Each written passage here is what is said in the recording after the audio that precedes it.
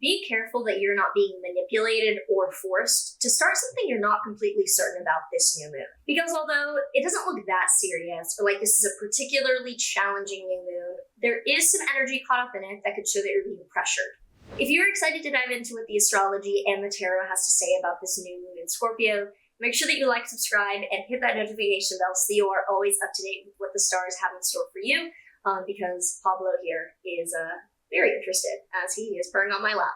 So if you're new here, hi, I'm Maren. I make videos on astrology and I also make music. So if you want to check out my private astrology readings or you want to listen to my music, you can find me in the description wherever you need to find me. So this new moon is happening on November 1st, 2024 at 5:47 a.m. Pacific time. It'll be closer to 9 a.m. Eastern time. New moons are always when the sun and the moon are together in the same sign at the same degree, and it shows a new beginning and the beginning of a cycle. So the moon is automatically in its fall in Scorpio. And this doesn't mean it's a bad placement if you have it natally, but the moon is our emotional nature and the way that we rebalance or get ourselves emotionally back together and kind of our inner homeostasis in our style of feeling. So Scorpio is a water sign which is easily accessible for emotions, but it's also ruled by Mars, which shows aggression, conflict, working things out, or putting effort into things. And because it's fixed, it's the middle of the season, this shows a sturdiness or like an ability to hold space in the same position for a long time.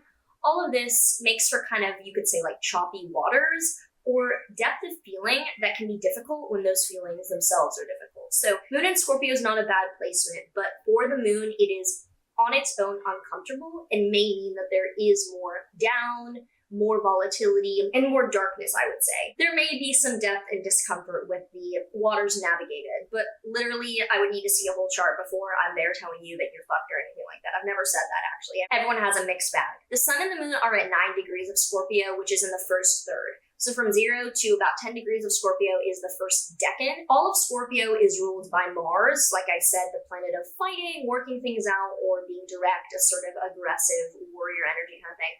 This decan of Scorpio is also ruled by Mars. So it has this very clear Martian rulership, and it's also associated with the Five of Cups tarot card, which is known as the Lord of Disappointment. And it often comes up when like you got what you wanted and you're still unfulfilled. So I think that this new beginning is coming off the back of like getting what we wanted or being in a position where we achieved something, but we feel unfulfilled and like we are at square one again. This is opposite Uranus and Taurus, but it's far enough away to where I don't really think that there's this volatile, chaotic energy with what you're starting, although there are some rumblings of feeling unsteady about what it is that you do want to start. Mercury is opposite Uranus much closer. Mercury is in Scorpio opposite Uranus. This does show that communication or talking to people during this time could feel rather volatile, crazy, or chaotic. It could also show tech issues or disruptions. Thankfully, Mercury trine Neptune shows that like there's a benevolence or goodwill with what people are promising generally or speaking about. And this new moon is trine Saturn closer by degree, which shows stability, maturity, and feeling level-headed. And it's trine Mars in Cancer and Mercury in Pisces, but kind of far by degree. Overall, there is a grand water trine going on,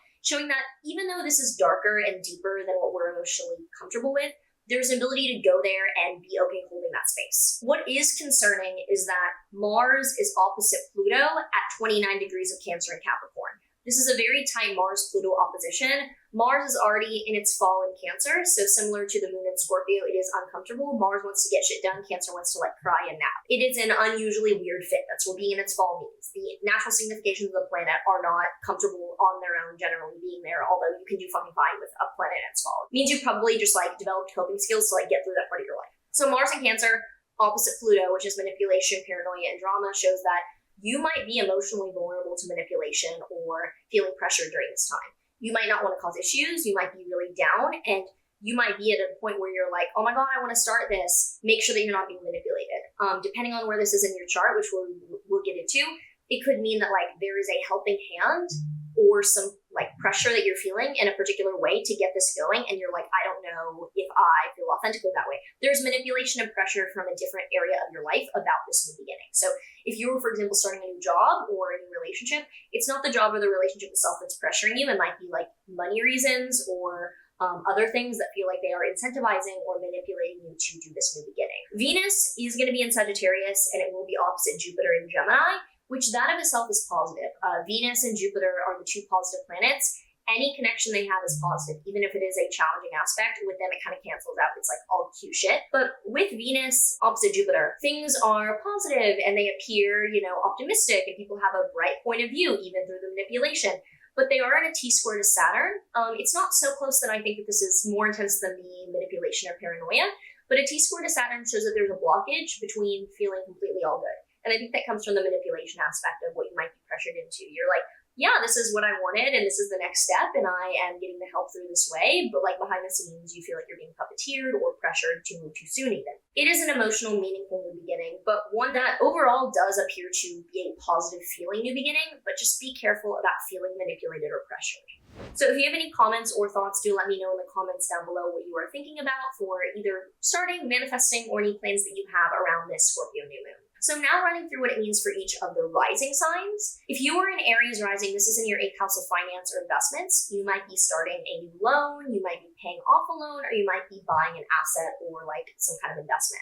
If you're a Taurus rising, it's in your 7th house of committed relationships. So lucky you, this shows a new serious relationship forming. And it could be romantic, it could also be a business or friendship-based serious partnership. If you're a Gemini rising, this is in your 6th house of physical health or coworkers. You're probably starting something new for your health physically, like exercise, diet, wellness, or you're hiring or joining a new group of people with work. If you're a Cancer rising, this is in your 5th house of dating and creativity.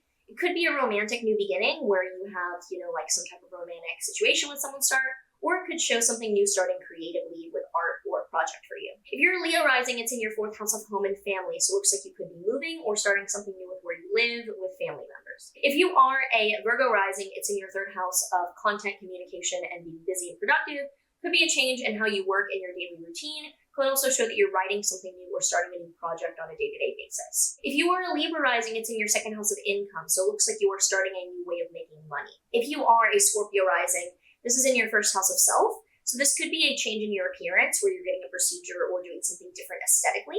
It could also show that you are starting something new that you want to be known for or something different with your character or personality. If you're a Sagittarius rising, it's in your 12th house of mental health or inner spiritual world.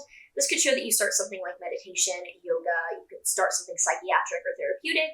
Could also show that you are starting something that will prevent bad habits or be better for your mental health. If you are a Capricorn rising, this is in our 11th house of networking, social groups, and reputation. So this could show that you are starting something new, like joining a party, joining a group of people. It could also show that you were doing something on a level that is public and reaching others. And if you were an Aquarius rising, it's in your 10th house of career. So this is about starting a new job or a new position or direction at work. And if you are a Pisces rising, this is in your 9th house of foreign travel or higher education. You're probably either starting something that requires traveling a long distance, or you could be starting something new education-wise, like college or university. And the tarot card that we have here for the Scorpio and the moon is the 7 of Cups reversed. So the 7 of Cups upright tends to show that you are overwhelmed with options and you're indecisive. This is like, I'm not making a decision here. Like, I'm not even gonna play that game. I'm staying out of this confusion. So it basically shows staying out of a mess of confusion. If you like this and you would like to see more videos, do leave me a like and make sure that you subscribe and comment as well. Let me know how you're feeling and what you were thinking about this new moon, and I will see you later. Bye. We will see you later. Hey, bye. Okay, you just purse. How there is one thing you're all